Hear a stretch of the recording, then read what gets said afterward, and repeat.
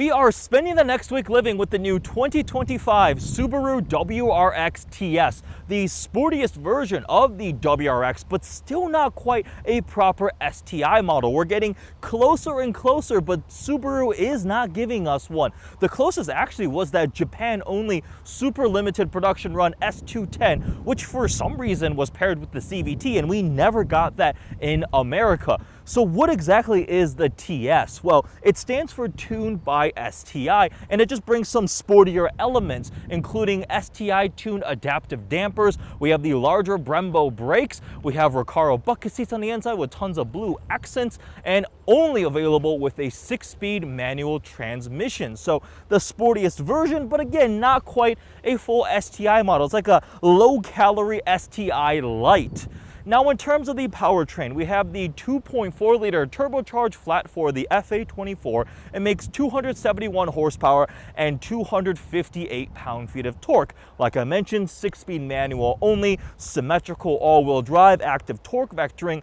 But there is one little problem. So what would you cross-shop this against? The Honda Civic Type R, Volkswagen Golf R, maybe a GR Corolla, even a Hyundai Elantra N. And all of those options make more power and torque than this WRX TS. Some of them are even over 300 horsepower, so slight deficit here, but the WRX and Subaru still has that history, that name, the rally heritage. So let's find out what the sportiest version of the WRX that's still not quite a STI is like to live with this week. This one is finished in a new paint color called Galaxy Purple Pearl, which is a dark purple metallic paint.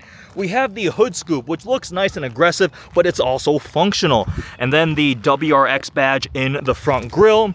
19-inch satin gray wheels for the TS with the gold Brembo brake calipers and larger crossroad brake rotors. The wheel arch surround like the fender cladding here. It's got this cool hexagonal pattern to it. These openings here add a little strakes for a bit of sportiness. Coming around back, we've got a subtle little black lip spoiler on the rear trunk, the Subaru all-wheel drive badge, WRX TS, and quad exhaust tips. So overall, some nice sporty touches, but it's not overtly screaming for attention. We don't have a gigantic rear wing. On the inside, there's some really cool blue accents on the door, on the seats. We have the Recaro embroidery, WRX TS, 6-speed manual only. When you have the car parked in very bright sunlight, it does look more purple. The Macan is black, but it's still a very dark purple. If you're in the shade or it's not super sunny out, it's probably going to look more black. We have the vertically oriented screen. It is very, very hot out. Turn off the heated seat. That was for Angel last night. Oh, that's laggy. I do have a pet peeve. So when you have CarPlay pulled up, if you go change the drive modes, the drive mode thing pulls up right there, right? So you can change what drive mode you want, but the problem is when that goes away, CarPlay does not come back. See? It just goes back to the home screen. I was on CarPlay.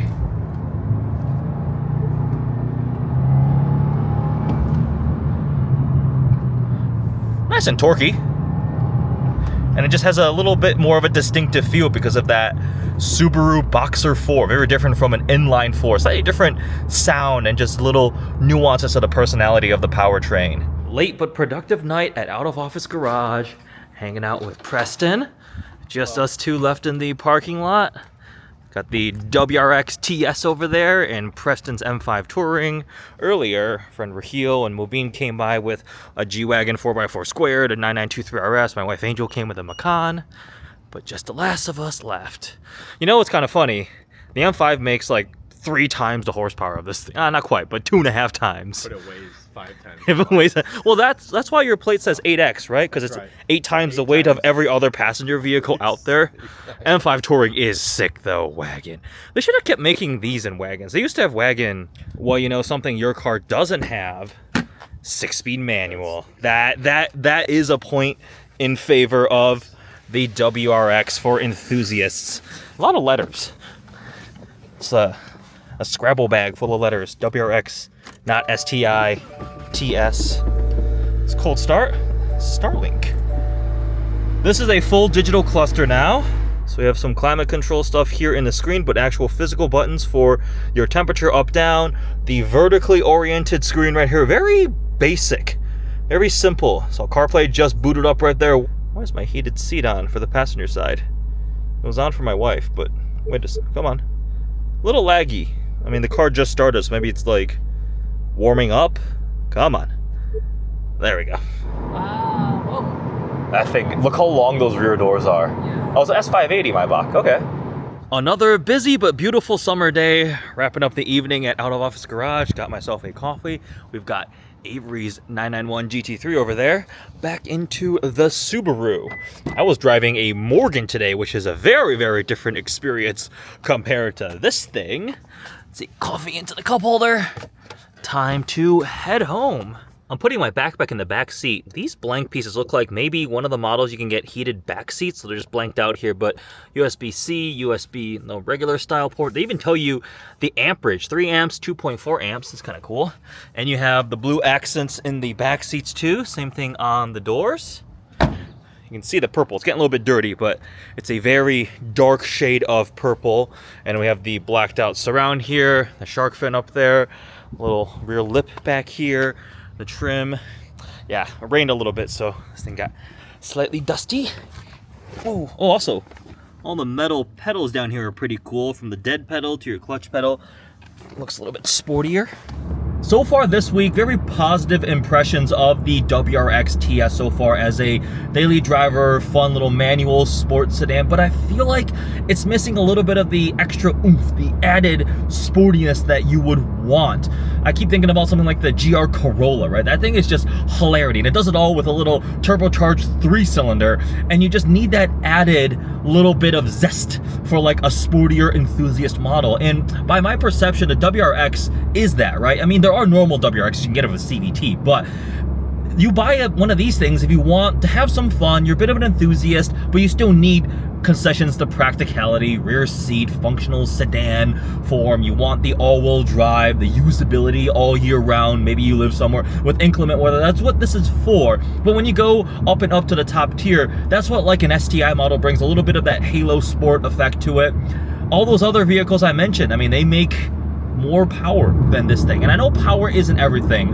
I do like the way this thing works as a daily driver. It's still very comfortable. These adaptive dampers, they ride very nicely. They're the whole vehicle's pretty quiet on the freeway. Like, I didn't notice a ton of road noise or wind noise. So from that regard, it's actually quite nice daily driving. It's easy to drive, it's comfortable, and it grips. I've been taking some highway on-ramps at like progressively faster and faster speeds to kind of push it, and like this thing grips pretty well. And I got to play around a little bit with it, and it's been really fun. But please, STI. I don't want to turn this into a video of just like, why is there not a full STI model, but that's just what I think about every time I get in the car. All right, we are heading up to our friend's lake house. That sounds so pretentious. Sometimes you do sound pretentious. Actually, most of the time you do. You drive a Porsche. That's an extension of you. What? I drive a Subaru. So I've discovered that I like individual mode, the way I have it set up. Looks like a shortcut on the steering wheel. You hit the star and it jumps to individual mode. These are all the different things that we can vary. All right, we have arrived in downtown Fenton for some fun activities with our friends, parking the Subaru. That's a really bad parking job, hon. What? It's diagonal. I'm in the spot. Actually, you're right. You're 100% right. This was my reference point. I blame the Malibu. Hashtag parking is hard. I was more parallel. No, that's actually no, but I'm in the spot, so it's okay. That's what I say. Dark purple, that's what you say. Yeah, that's always what I say. You don't even know what WRX stands for. This is a fake automotive connoisseur right here. I actually have no idea. I mean, WRC is World Rally Championship, so maybe it's like World Rally Cross. What is the history behind the WRX name? Because Subaru has this like rally history. That's what WRC is. Maybe. So what does that stand for, WRC? World Rally Cross looks to be my guess. That's going to be my guess. I don't know if that's right or wrong, but I guess we'll see if you stand corrected. Yes. In the comment section. Why do you look so short tonight, honey? Or today, honey? It's because I'm walking behind you. If I was walking in front of you, I would appear a lot taller, I think. Pavement ends, but it's okay because we're in a WRX. Actually, that's washboard. Why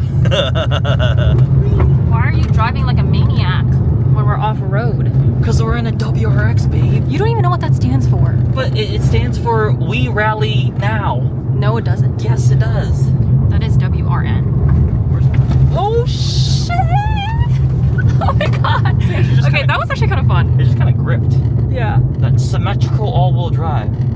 World Rally Experimental? Oh, okay. That was close. I got the WR part. This is not actual carbon. It's like plastic that's kind of made to look like a carbon weave.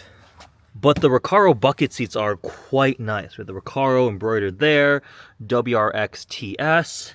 Got some nice bolstering here with the blue accenting, which I like. These seats are probably one of my favorite parts of the car. They're pretty comfortable. Something interesting is they got rid of the power moonroof for more headroom if you're wearing a helmet, but also weight savings and lowering the center of gravity. So you cannot get a moonroof in the TS version because this is supposed to be the sportiest, most tracky version of the not STI. Whee! Are you having fun going wee, honey? Subaru eyesight is pretty sensitive. It's definitely on the safe side, which I guess is good for safety features. I feel like where this car would shine would be inclement weather. Rain, snow, slush. This would be a fun winter car for Michigan where the symmetrical all-wheel drive, the active torque vectoring can really show off its capabilities. In terms of absolute pure fun, I think I'm still going for a GR Corolla for something in this kind of segment.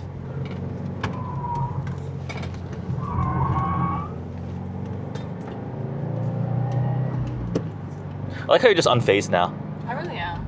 Honey, I have a question for you. What is your perception of Subaru as a non-car person?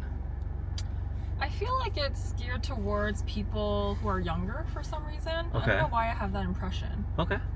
More It's youthful just- people? Yeah, like maybe people like my youngest sister, Gen Would drive a Zers. Subaru? Okay, that's I'm very not sure interesting. why. Okay, definitely for a little more outdoory, like adventure people. Like at the Chicago Auto Show, they build like a forest, like a national park. There's like trees and like bird sounds and actual plants, and then they bring puppies.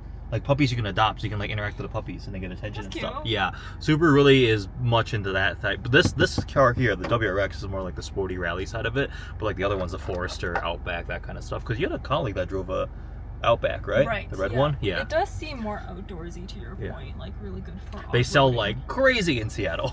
Oh really? Yeah, up there. could I see think that. I I can think see Pacific that. Northwest is one of their big markets. All right, let's do a bit of driving and talk about what it's been like to live with the WRX TS this week. Starting off with some of the positives. So I'm pretty impressed with how well this thing rides and handles with the STI tuned dampers. Even on some pretty mediocre Michigan roads, it still is decently comfortable despite having larger wheels with 19-inch wheels. Sometimes when you upsize the wheels, you get less tire sidewall, and you can have a little bit of sacrifice from a ride quality standpoint. And from a sporty, fun driving standpoint, it's been pretty good. You can adjust the dampers with the various different modes. Now, we didn't get to push the car like crazy. No canyon roads, no mountain runs, no track time, no massive snowstorm to slide this thing around and really kind of push the limits. But in terms of a daily driver, little fun sedan, it's pretty good. And manual transmission. It's been such a fun kind of refreshing experience to hop in a little sporty sedan with a 6-speed manual transmission. Now,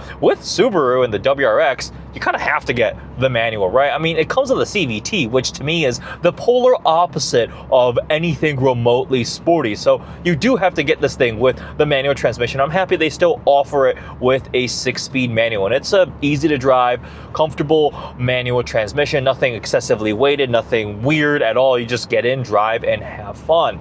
Now, some of the dislikes. This infotainment screen is not my favorite. It probably is the weak point in the car for me. There is a substantial amount of lag. The fact that when you go to change your drive modes select, I'm in comfort now. Let me go back up to Sport Plus, for example, right?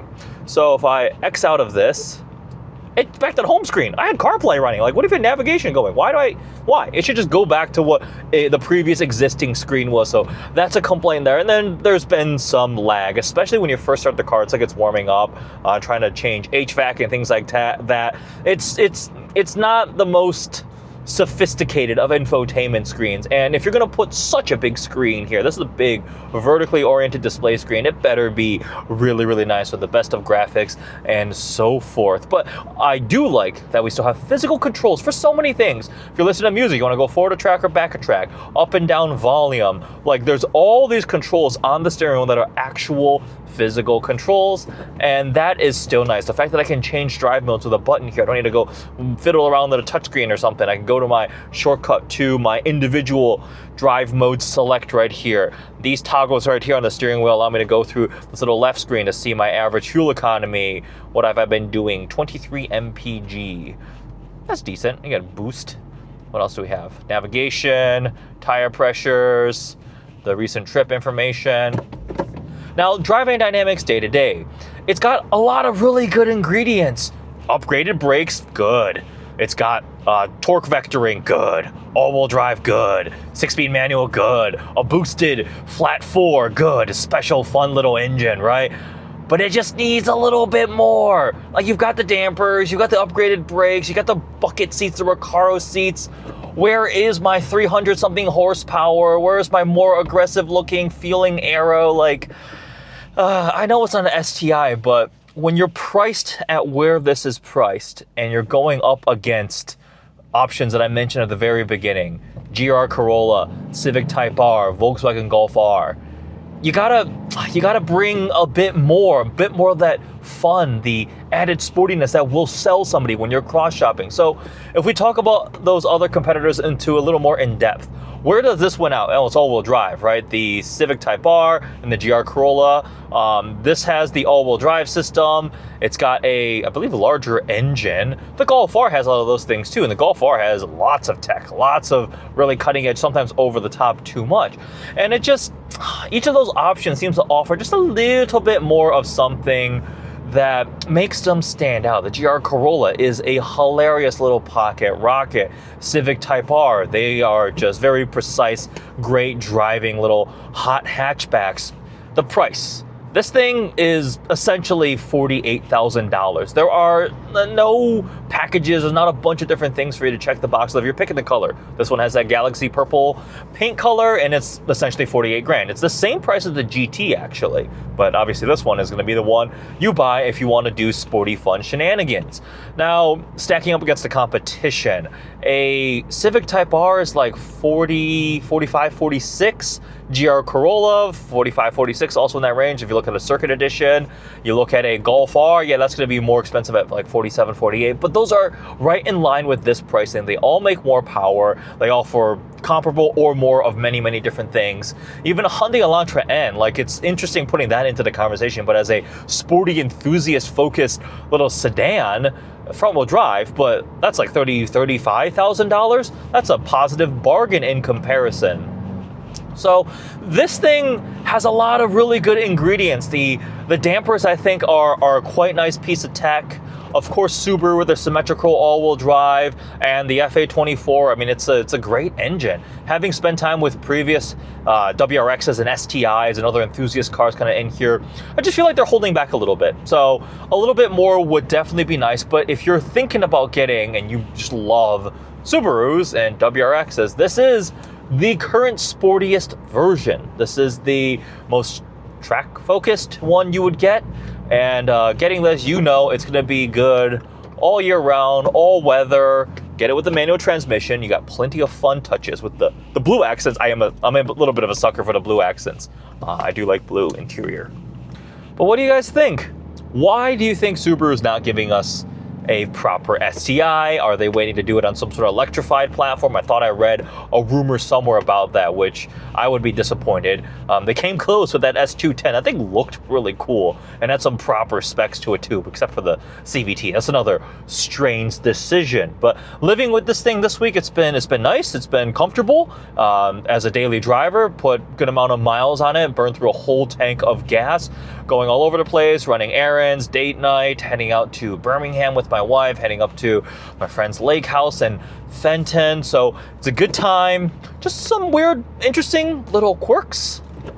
Would you buy one? Is it worth $48,000? Discuss